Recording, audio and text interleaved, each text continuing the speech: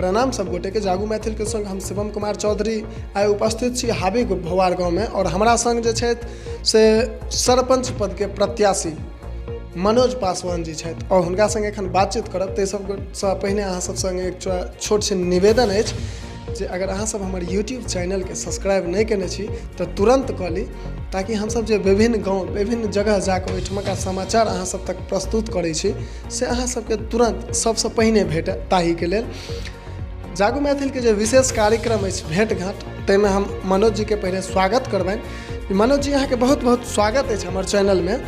चाहब जे अपन परिचय दऽ देतियनि, चूँकि गाँव के जतेक भी आदमी अहाँके चिन्है छथि से तऽ ठीके छै, और जे किछु आदमी नहि चिन्है छथि सेहो जानि जेता अहाँके बारे में, ताहि दुआरे अहाँ अपन परिचय।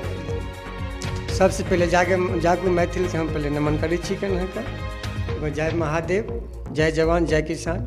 हमर नाम मनोज कुमार पासवान, पिता श्री रामचंद्र पासवान, ग्राम पंचायत राज हावी वार्ड, थाना बेहरा, जिला दरभंगा। 2021 पंचायत चुनाव सरपंच पद के उम्मीदवार छी। अहाँ चुनाव लड़सँ पहले अहाँ कोन क्षेत्र में रहिए? चूँकि ई चीज आदमी के जाननाइ बहुत जरूरी रहै छै और सब केओ ई बुझऽ चाहै छै जे आइ अहाँ चुनाव लड़ै के लेल एलियै तऽ एहिसँ पहिने अहाँ की करै छलियै? ऐसे पहले हम सिपाही छलहुँ, कुछ कारणवश हम वापस भऽ गेलहुँ।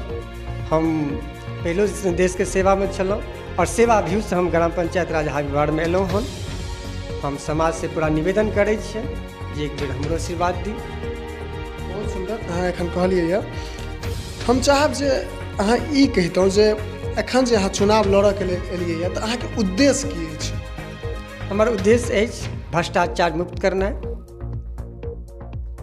जे गाँव में जे तरह तरह के घटना सब होइ छै, सरपंच के हम चाहब जे ई बता दी अहाँ जे सरपंच के काज की छै? सरपंच के काज छै अहाँके न्याय करनाइ, दूध के दूध आ पानि के पानि। आइ देखै छियै अहाँके जे बहुत तरह के छोट मोट लड़ाइयो झगड़ा भऽ जाइ छै अहाँके, या कनि जमीनी विवादी लऽ कऽ तऽ दौड़ जाइ छै थाना अहाँके, बुझलियै। तऽ ओहि लऽ कऽ जे छै अहाँके हमर विचार इतना अछि, हमर सोच अछि जे समाज में जे भी कोई काज होय, मान लिअ छोट मोट घटना, जब फुल समाज में मिल कऽ हम अहाँके ओकरा खत्म करी, यही हमर एक सोच अछि।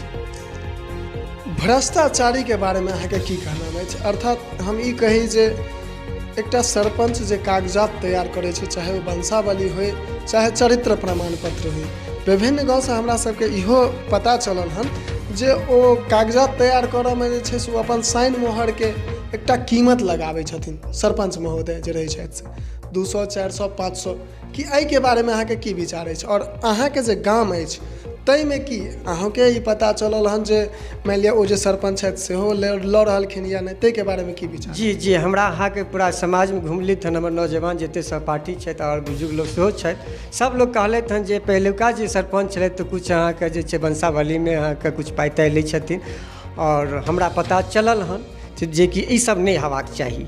ई गलत बात छै अहाँके, जे जैनुन काज छै सरपंच के उ काज हेबाक चाही विशेष तौर पर। अगर एहन प्रकार से केओ पाइ लैत या दैत पकड़ल जाइ छै तऽ ओ कानूनन अपराध छै, हुनका सजा हेबाक चाही, लेकिन एहन कोनो सजा नहि भऽ रहल छै, ताहिके बारेमे अहाँके की विचार अछि? नहीं तो हुनका पर कार्रवाई हुई, हुनका मेले जे हुनका जे कड़ी से कड़ी सजा दिलावे कोशिश करी। जो गलती काज करै छथि, जे छोट मोट गलती रहते चलो माफ़ कयल जेतै, लेकिन जे बड़ा अहाँके गलती छै ओकरा माफ़ नहीं कयल जाय, ओकरा आगे बढ़ायल जाय। बहुत सुंदर ई कहलथि कि जे गलती करै छथि हुनका सजा हेबाक चाही और जरूरी छै, चूँकि भ्रष्टाचारी अतेक चरम सीमा पर चढ़ि गेल छै जे अगर गाँव में कोनो प्रकार के काज चलैत होइ, अगर एकटा चूँकि गाँव में लगभग 80% आदमी गरीबी रेखा के नीचे आबै छै, ओ आदमी के अगर कोनो एकटा कागजात चाहे वो वंशावली तैयार करे के लेल हो या हुनकर लड़का अगर सिपाही में आर्मी में जाए चाहे छथि तो हुनका चरित्र प्रमाण के पत्र के जरूरी होइ छै, से बनबै ला सरपंच लग जाए छै तो ओहिठमा 300, 400, 500 टका के मांग होइ छै। हम चाहब जे देखियो ई चीज एकटा सरपंच या एकटा विपक्ष के काज नहीं छै, एहि पर में ध्यान देनाइ गाम के सबटा जनता के काज छै, एहि पर में ध्यान देनाइ। अगर एहन प्रकार से केओ भी पकड़ल जाए छै तो हुनका कड़ा से कड़ा सजा हेबाक चाही।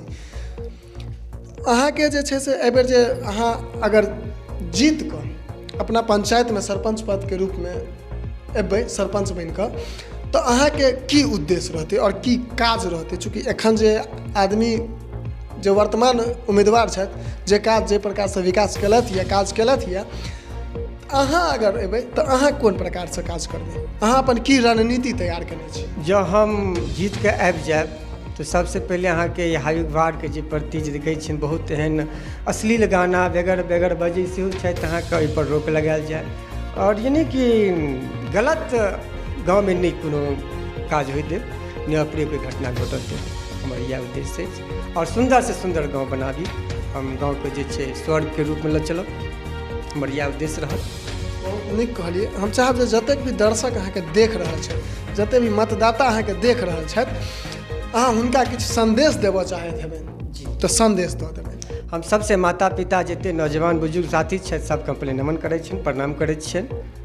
और हमरा कदम कदम साथ दी, हम आगे बढ़ैके लेल तैयार छी। अहाँ सबसे हमरा इएह निवेदन अछि, एहिके सिवा हम कुछ। चलू बहुत नीक।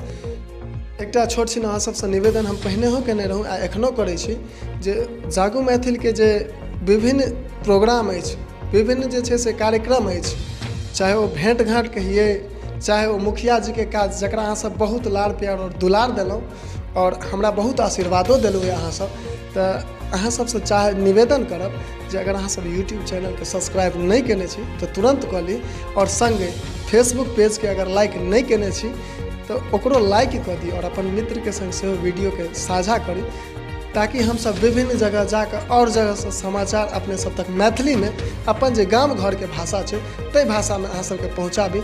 एहिके संग आज्ञा लै छी। जय मिथिला, जय मैथिली।